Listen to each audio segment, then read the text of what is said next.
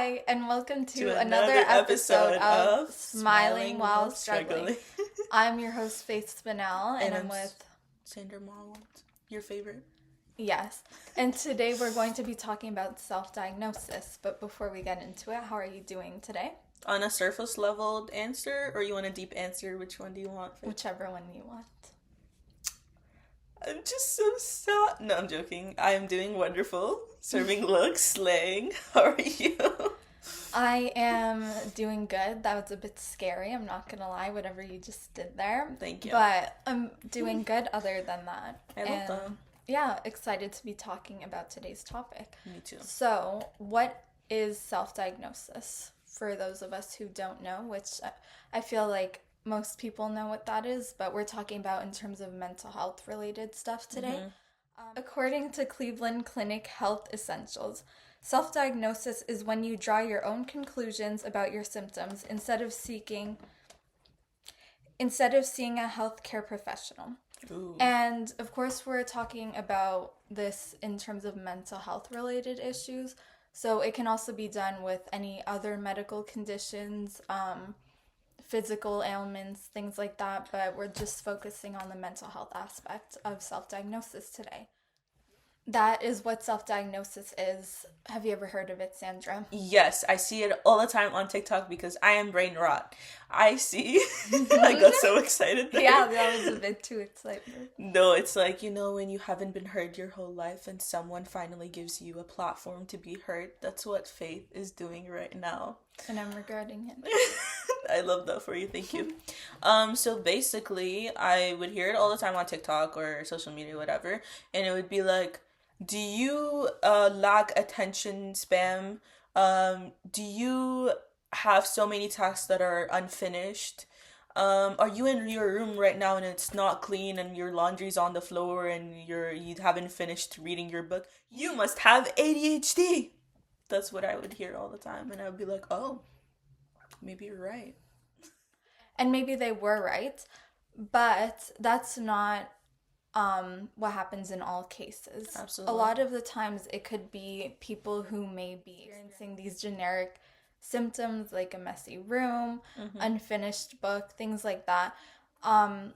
And maybe they might relate to these things that are very common and start to see themselves as someone who has ADHD or whatever illness. Self-diagnosis and self-diagnosing, it's like a lot of the times people they turn towards social media. Yes. To see like what kind of things they're relating to or to look up information on things that they're curious about and that they think that might resonate with them. Yeah. And you know what people are doing right now? They're using ChatGPT, which is way worse. I feel like it's way inaccurate than Google, obviously. But like, it's also the thing with Google when you're like, oh, I'm experiencing lower abdominal pain and back pain and whatever. And they're like, you have cancer or you're dying. So yeah, you shouldn't, like, it's good to educate yourself, read books, read articles, but that's not a way to diagnose yourself. So when it comes to diagnosing yourself, people usually, like, again, they turn towards social media. A lot of people take like quizzes, so it'll be like on 1, 2, 3 quizzes, like, do I have ADHD kind of thing, or like, do I suffer of depression? And so people turn to these sources that may not be the most reliable, may not be like medically backed up, researched kind of sources. Like Sandra was mentioning, where it is like 5 signs that you may be depressed. Literally. And then people will see all of these on their For You pages, or it'll just be trending. And all of a sudden everyone thinks that they have depression. Yes. It's usually general information. Yeah, most of the times that is the case. It's general information, like sleeping too much, like if you're too tired, lack of motivation, watching sad movies. Yeah, like they would be like, oh, you listen to sad music and you watch sad movies, you're depressed. Yeah, or like little motivation or lack of motivation, oversleeping, overeating. And these things, while they may be signs of depression and they may be symptoms of depression, that doesn't mean that you do have depression if you are experiencing these things.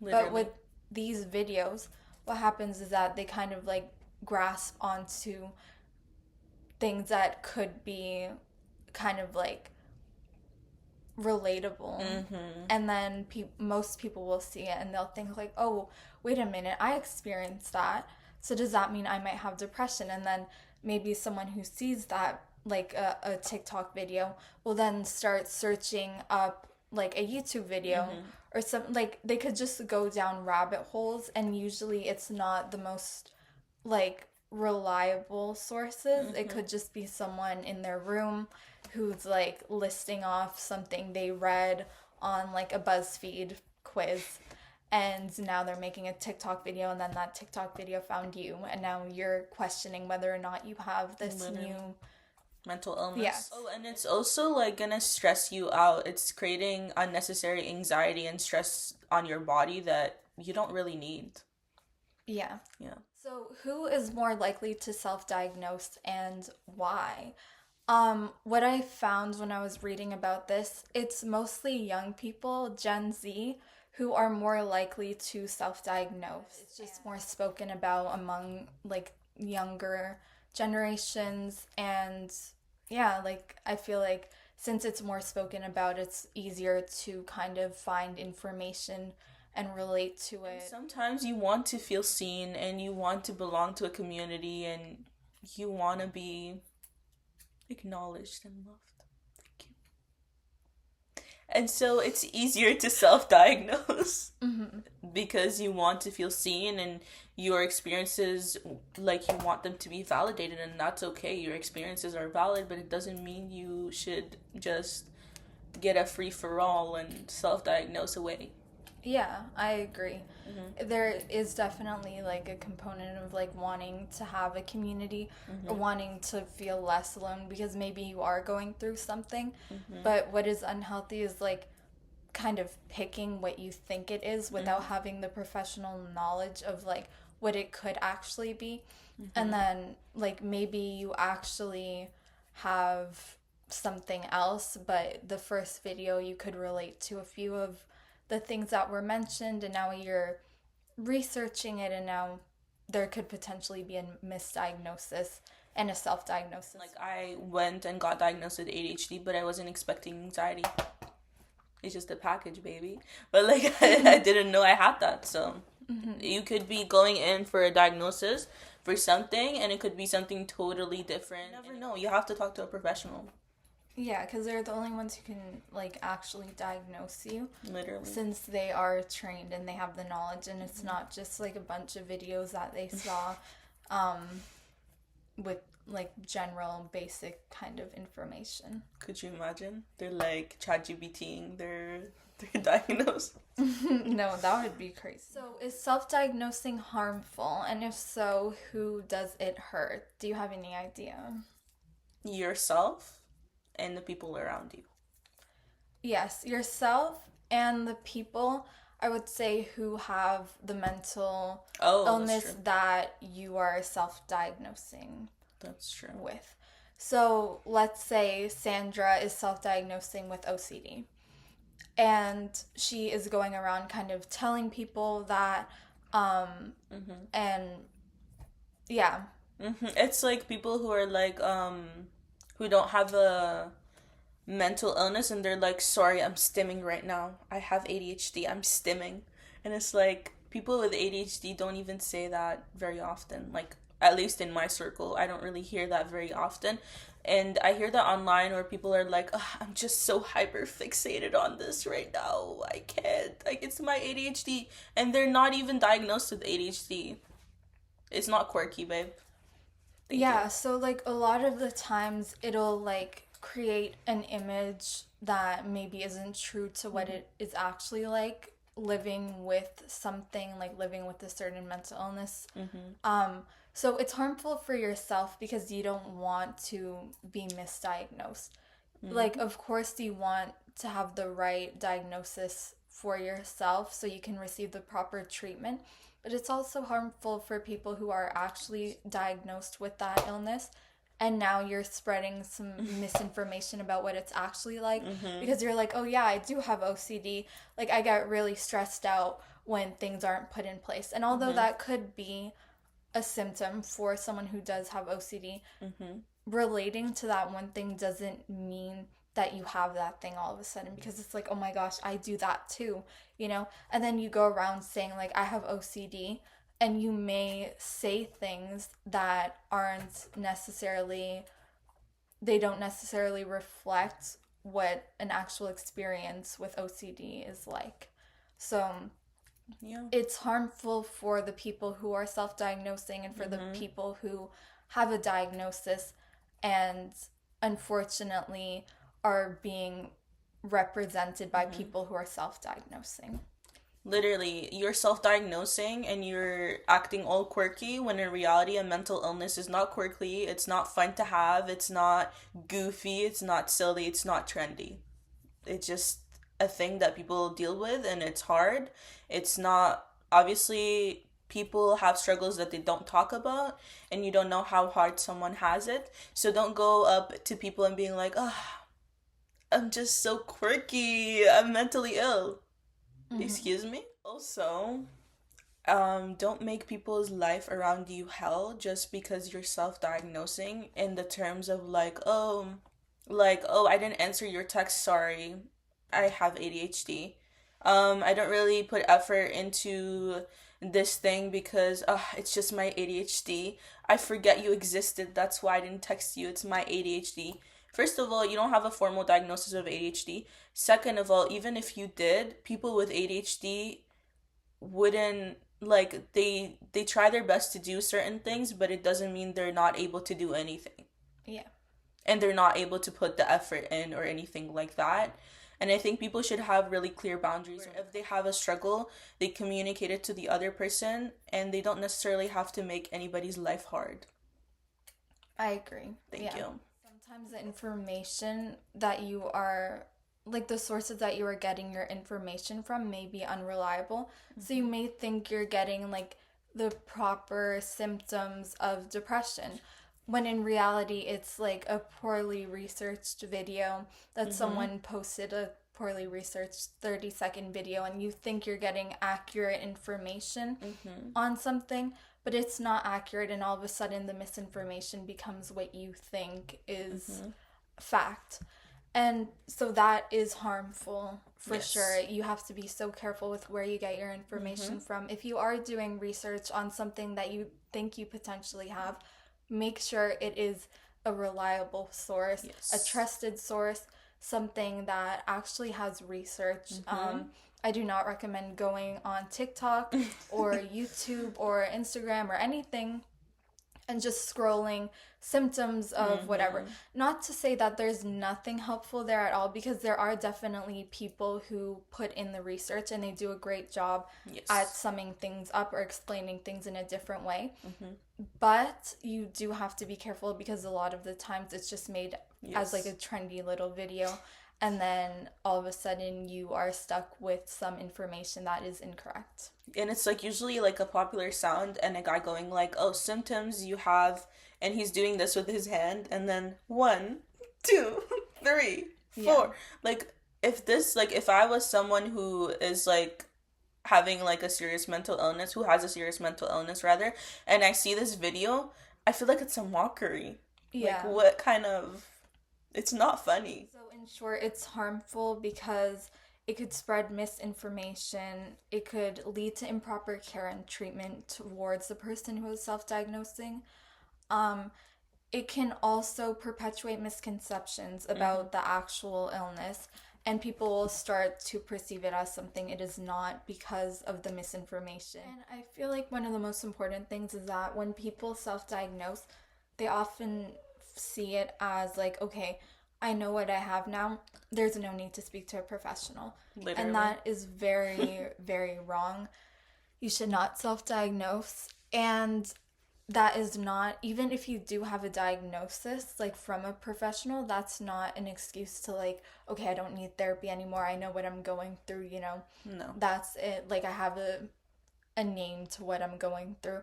Like, people think, especially when they self-diagnose, they think that, okay, I know what's going on with me now. Why do I need to go to a professional? I already know what they're going to tell me. They're going to Mm-hmm. tell me I have this and that. I already know, so there's no need to go to them. And that is very dangerous because if you Yes. are struggling with something, you should speak to a professional. Exactly. And you never know, even if you think you know Mm-hmm. what you're struggling with, you always need to get a professional's opinion. Yes. I love your confidence, but this is not the time to be confident. Thank you. Yeah, exactly. We aren't going to assume, we aren't going to Yes. guess, we aren't going to play a little game of Mm-hmm. like, oh, like, is this the one that I have, you know? Mm-hmm.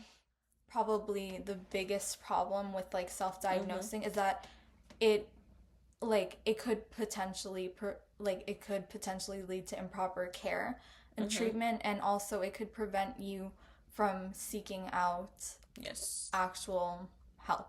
Exactly. And let that be your sign in life. Never, ever, ever assume anything about anyone, about anything, even yourself. Don't assume. Just get the right help you need, have those conversations you need to have, and don't just assume. Yes. Assuming is literally like, I don't know, like arguments in the making, like sadness in the making, anger in the making. Stop assuming. Right, Don't Faye? assume. It makes an ass out of you and me. Literally. That is something that I definitely realized. Mm-hmm. Don't assume, you know, Don't and assume. especially when it comes to your health, don't assume. Please don't. Yes, it's important to speak to someone who knows what they're doing. Literally, like Faye. She does not know what she's doing, so don't speak to her. That's a Wow. bad example. I'm just joking. She's wonderful, but she's not a health professional, so no, we wouldn't get that advice from her. Yeah, even your friends who are more knowledgeable Yeah. on, you know, even a friend who Mm-mm. has, I have had so many people come up to me and be like, Faith, do I have OCD? And I'm like, you know, No, actually? maybe. Yeah, Oh. people, because they know I have OCD and they know, like, of course, I'm knowledgeable about it. Mm. I've been in and out of therapy, I've been doing research. You know, I know about Mm-hmm. OCD, I live it every day. Oh. And so people think that I'm kind of like a voice of authority on OCD, and they'll come to me and they'll be like, Faith, I do X, Y, and Z. Mm-hmm. Does that mean I have OCD? Do you think I have OCD? And I'm like, you know what? It could mean you have OCD. It could Mm-hmm. mean you don't. It could just be like a behavior that you're dealing with. But speak to a professional. I never tell Mm-hmm. someone like, yeah, you know what? That does sound like OCD. Mm-hmm. Maybe you do have OCD. Like if anything, I'll be like, you know, I I can relate to that, Mm-hmm. and that's something that I used to struggle with. Mm-hmm. But I never say like, yeah, that's OCD. I just say maybe if it's something you're really concerned about, speak to a professional. Like, it's okay to talk to people about these things, but don't let their answers be the answer for Yeah, you. don't go to people who think they're geniuses and they're very. I mean, you could be really smart, but it doesn't mean you know everything. Because sometimes people who are so quote unquote smart get too much into their head and then they start making things up. So Yeah. don't just believe everyone. Just do your own research and speak to a professional. How many times are we going to say this? Speak to a professional. Yeah. And there's nothing like, you know, there's nothing wrong with Yeah. doing your own research. Like Sandra said, Mm-hmm. you can search things up. Mm-hmm. Just don't Don't do it obsess on over it. Reddit. Like, don't go on the wrong ones, like you said. Yeah, you have to be careful with your sources, Mm-hmm. and also don't make it an obsessive kind of thing where Mm-hmm. you're trying to find something to diagnose yourself with. What the reason is you're like doing all this research. Is it because you want to self-diagnose? Is it because you want more information to take to a professional? Are there benefits of self-diagnosing? What do you think, Sandra? Oh, hell no. Why not? Because it's not a good, like, it's not a legit diagnosis. So why would there be benefits to it? I guess you no, actually I guess I take that back. I mean, I don't take it back fully. But I guess it's good to be aware of something that is wrong, you think, so that way you can prevent any like illness from getting worse. or you could speak to a doctor right away, but don't self-diagnose. There's no benefit in that itself, but in being curious and being like, okay, I feel like something's not okay, and talking to someone is good, but not necessarily self-diagnosing. I agree. Mm-hmm. Like the whole idea of self-diagnosing, it's not healthy because of course like you don't have even if you do so much research, it does like definitely take a professional's opinion. Mm-hmm. But I think the process of learning about different symptoms and things that you may be dealing with, I think that is good. It is good, like you said, to be curious if Mm-hmm. you do feel like there's something wrong, because of course, you can't, like, you're going to have an idea that there is something going on Mm-hmm. before you can walk into a professional's office. Mm-hmm. Like you don't, like you need to, like, it starts somewhere where you think like, okay, Mm-hmm. I feel anxious all the time, I feel like this, um I should speak to a professional. In some ways you do diagnose yourself, I guess, before seeing a professional, because Mm-hmm. you have an idea that there may be something wrong. So you're, I don't know how to explain it. Like, you're kind of diagnosing yourself Mm-hmm. with there being an issue, and then Yes. you're going to see a professional. But to actually put a label on yourself and be Exactly. like, I have depression, I have anxiety, I have whatever it Mm-hmm. is, that is not correct. But for you to like say to yourself like, okay, there's something going on, I feel Mm-hmm. this way and this way and this way, then you go and actually get a diagnosis. And it's completely fine if you think something's wrong. And I know it seems really scary and it takes a lot of courage to do speak up. Um, but if you think about it, we all have something wrong. We all experience something in life that takes away from our well-being at times and stresses us out, and I don't know, like, it's okay. I do know it's okay. But I don't know what exactly it is for some people, but I know it's completely okay to acknowledge that and actually take the steps needed to get the help you need. It's completely okay to admit you're That you're not not okay. okay. Or high school. Our high school motto that they would like shove that they would shove in our ears every morning at 8 a.m. Literally. But Shout out to people from high school. I know some people from high school watch this. Shout out to you guys.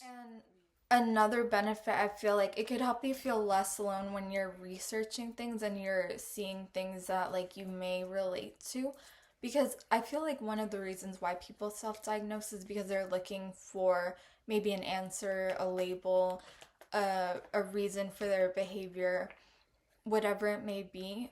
So in some ways it makes you feel less lonely, and it makes things less scary because Mm-hmm. it's not like, what is going on with me, what's wrong with me, like you're kind of trying to piece things together. But again, you should not be the one to Mm-mm. diagnose yourself. The way I see it, like Mm-hmm. with diagnosis, it's like you have like a puzzle in front of you, Mm-hmm. but you don't have the image that tells Oh. you what the puzzle looks like. The professional is the one who has the image. You just have the pieces, and you have to go to the professional, and they'll help you put it together and see what it actually is. Just because the pieces are out there on the internet and they're right in front of you, Mm-hmm. whatever it may be, doesn't mean you can make up the puzzle. Like, to actually truly know what's going on, you need to speak to someone who can help you get an image, a picture of what is going on. I love that example. That's so true. Yeah. And yeah, I guess Sandra was like getting a bit passionate in the Mm-hmm. like in one part of the episode, and I do agree with her. It does upset me a lot when Mm-hmm. I see Thank you. people, you're welcome, when I see people on the internet going around and giving themselves the title of having a certain diagnosis when it is very clear that they Mm-hmm. did not speak to any sort of professional. Yes. And sometimes people will refuse to speak to professionals, and they'll take their diagnosis as like the end all be all. Like, that's what I'm diagnosed with, guys. Like, I know I have it, or I do have it, whatever it may be. But they never spoke to a professional. And it's like, why are you so adamant that you have a diagnosis and you're just unwilling to speak to a professional? Literally. It's very frustrating because we cannot diagnose ourselves. We are not professionals. Yes. And then people will spread misinformation, perpetuate misconceptions.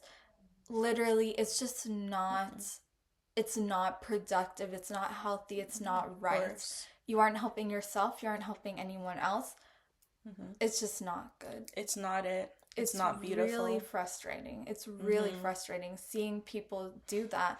And it's like, why are you, like, making these claims that aren't backed up by someone who actually knows what they're talking about? Literally, it's like claiming to be a mechanic because you changed your tires twice. Yeah. Like, you don't know anything about the engine. Yeah, like, you saw a few YouTube videos on how to, like, check your oil, and all of a sudden literally you're a mechanic. Like, no, that's not cute. No. That's not smart. It's, yeah. So, I get your frustration, and I'm there with you. It's very unattractive, too. Very unattractive. Like, it doesn't have to be romantical. Like, it doesn't have to be in the what's it called, the romantical way of things. It's just like, it's very unattractive. Like, even if your friend is like that, it's not very unattractive. Exactly. It's not very I honestly, when people do that, I just don't want to talk to them. I just like kind of like sit there. It's uncomfortable, but sometimes I laugh it off, and sometimes I'm like, hey, I love you, you're sweet, you're wonderful, but I don't want to hear about it. Yeah, there's nothing wrong with being curious about the state of your mental health or what may be going on. Just don't make assumptions. Don't draw conclusions. Don't be like Faith. Don't be like me, I guess. Even though I don't do those She things. She does not do that. She's the opposite of that. She's a really good example of how to be a good citizen of Canada. Thank you. But yeah, I think we spoke about a lot. There was a lot of passion. And it's your turn to say something. Yes, what do you think? Literally. What are your guys' opinions, thoughts, anything you Roast would like us to in the share? comments. Please don't do that. And thank you so much for listening. Yes. Hopefully this, I don't know. Oh, that's nice. Hopefully this, like, gave you a different perspective. Yes. Or whatever it may be. We're so glad you were able to listen and join us. Thank you for watching this episode of Smiling While Struggling. We love you. We love you. Have a great day, night, morning. And don't forget to smile while you struggle.